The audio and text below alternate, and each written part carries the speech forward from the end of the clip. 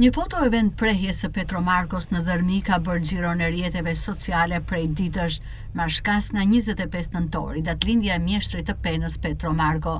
Gjatë përkujtimit të datës së çlirimit sot në Vlorë, pyetëm dy deputet socialistë të qarkut, Vullnet Sina dhe Damian Gjiknuri, të cilët duke pranuar infrastrukturën e shkatruar të vend prehjes së Petro Markos, konfirmuan se çështja do të jetë në vëmendjen e kryebashkiakut të Imarës, Vangjel Tavo.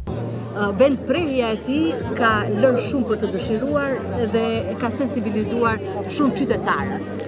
Edhe mua bashkë me qytetarët, por unë do t'ju jap një lajm që Bashkia e Imarës ka marrë vendim për ta sistemuar vendin ku ai prehet dhe për të bërë një varosh ashtu siç ai i takon, siç e ka për nder. Kështu që Po pse duhet ta nxirrnin portalet? Po tani bën edhe ndonjë gabim, po e rëndësishme është që do korrigjohet shumë shpejt nga Bashkia e Imarës. Është një iniciativë e Bashkisë Imarës e cila do investoj.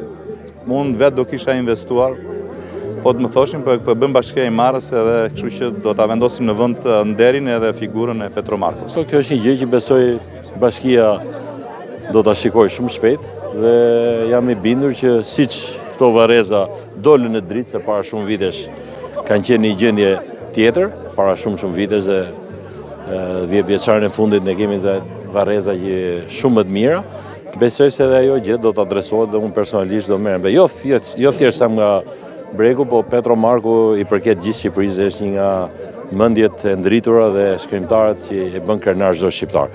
Dhe jo rastësisht sot të kujtohen vargjet që shkroi Petro Marko. Ditën që linda unë, kombi ishte në furtunë.